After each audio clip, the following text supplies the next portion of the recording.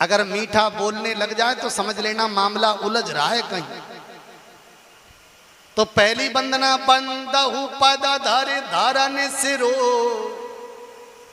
पहले हाथ जोड़कर वंदना, फिर मस्तक रखकर वंदना, और फिर विनय करो करी जोरी। हाथ जोड़कर मैया विनय करने लगी, भोले बाबा का हृदय धड़कने लगा। अब ये कहने वाली है कि मुझे ये चाहिए। उसी समय मैया ने आंखें नीचे को झुकाई और कहा कि मैं आपसे कुछ मांगना चाहती हूं। भोले बाबा समझ गए, बोले अब फंस गई, अब जी मांगेगी, पक्का मांगेगी। और कहीं जे ना कह दे कि सोने को पूरा जेवर बनवाए, तो न जाने कौन से सुनार की दुकान ढूंढना पड़ेगी, और न जाने कौन कौन से कर्जा लेना पड़ेगा, लक्ष्मी के हाथ जोड़ने पड़ेंगे जाके। कहे पत्नी की जिद राज हट, बाल हट, त्रिया हट, ये हटों में आता है। बोले बंदो पद धर धारण सिरो और विनय करो करी जोरी। बोले बाबा का मुंह सूख गया, बोले देवी मांगो। पत्नी ने आंखों में आंसू भरे, बोले पूरी करोगे इच्छा?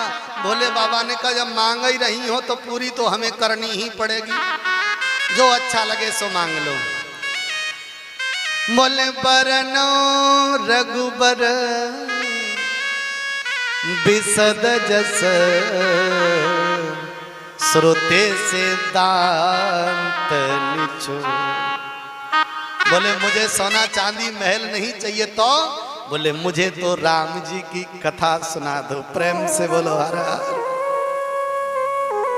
सती बनकर मैं सुन नहीं पाई और समझ नहीं पाई, अब ऐसे तरीके से मुझे कथा सुना दो जिससे राम मेरी समझ में आ जाए। प्रेम से बोलो हर हर। इधर वाली माताओं बहनों समझ में कछु आई? नहीं आई। वैसे ही सर हिला रहे हो, समझ गए? नहीं आई। समझ में आ जाती तो मान जाते। मानने की बात यह है कि हमें पति से मांगना चाहिए पति की औकात देखकर। हमारे पति को 1 तोला सोना खरीदने की क्षमता नहीं है और हम 10 तोले का रानी हार मांग रहे हैं। एक बात बताओ, वो कर्जा करेगा तो पटाएगा कौन? अगर हमारे पति की क्षमता 1 तोले की नहीं है तो चवन्नी पर अंगूठी भी मत मांगो, हंसकर मांग लेना, एक चांदी का छल्ला बनवा कर मुझे पहना दो। वो समझ जाएगा कि ये पत्नी मेरी सब कुछ इज्जत करने वाली, मेरी भावना को समझने वाली है। प्रेम से बोलो हर हर। पावन श्रोता हो,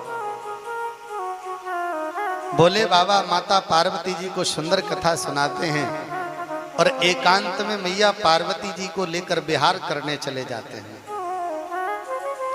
शिव पुराण में वर्णन है कि ये विहार 1-2 दिन नहीं चला, बरसों तक चला है। और इधर तारकासुर के भय से देवता भयभीत हैं, तो सब मन में सोचने लगे कि शिवजी तो विहार में लीन हैं, करना क्या चाहिए। तो सब देवताओं ने मन में विचार किया, बोले शिव को पार्वती जी से अलग करना चाहिए। भोले बाबा पार्वती मैया के साथ में गुफा में हैं और सब देवता मिलकर उसी गुफा में प्रवेश करते हैं। मैया पार्वती जी को किसी कारणवश अलग होना पड़ता है और उसी समय देवताओं के प्रयत्न से शिव जी का तेज स्खलित होता है। प्रेम से बोलो हर हर। तेज पृथ्वी पर गिरा तो पृथ्वी डगमगाने लगी। बोले मैं इस तेज को धारण नहीं कर सकती।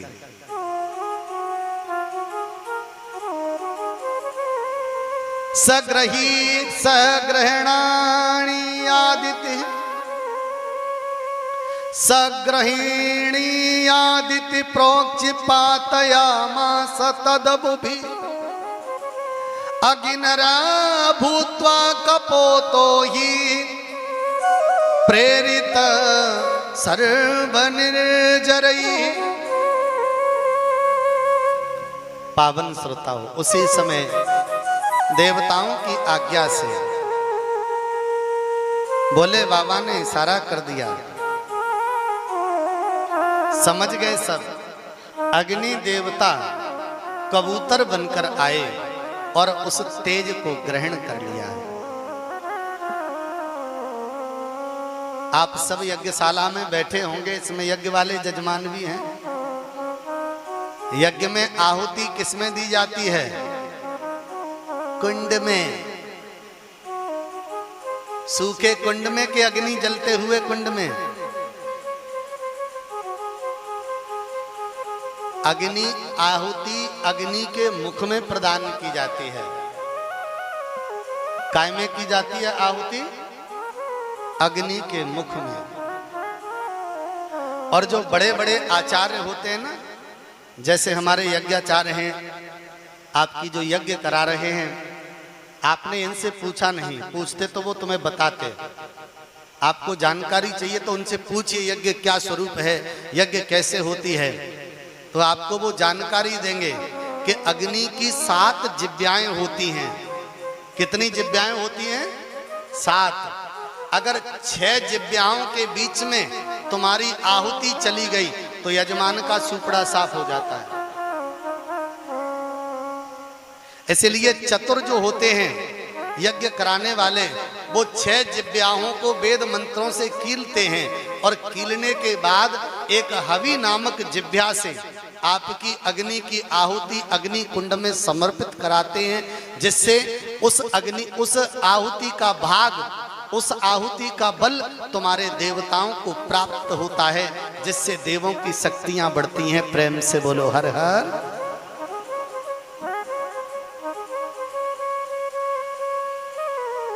पावन श्रोता हो, कभी वक्त मिले तो पूछो कि कुंड का स्वरूप क्या है।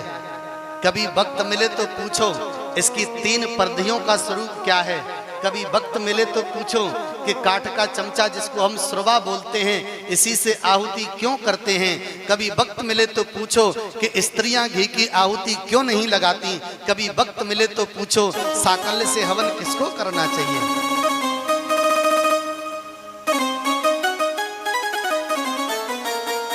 यज्ञ तो सब करते हैं।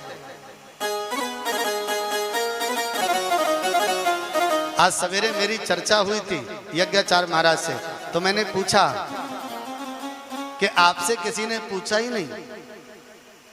तो ये हंसकर बोले कि उन्हें तो अपने आप से ही फुर्सत नहीं है। ये तो वही बात हो गई कि एक आदमी मंजन बेच रहा था। क्या बेच रहा था? मंजन। और वो चिल्ला चिल्ला कर कह रहा था, भाई साहब एक बार मंजन लगा लो, जीवन में कभी दांत नहीं गिरेंगे। और लोग आ रहे थे, मंजन खरीद रहे थे। पर एक चतुर आदमी आया, उसने देखा कि जो बेच रहा है बाके मुंह में तो एक दांत नहीं है। उसने हंसकर पूछा, श्रीमान ये मंजन गारंटी का है? बोले बिल्कुल गारंटी का है। तो बोले तुमने कब अपने दांतन पे नहीं लगाओ? तो मंजन बेचने वाले ने हंसकर कहा, श्रीमान पहले ऐसे व्यक्ति हो आप जिन्होंने मेरे दांत देखे, लोगों को अपने दांत देखने से ही फुर्सत नहीं है।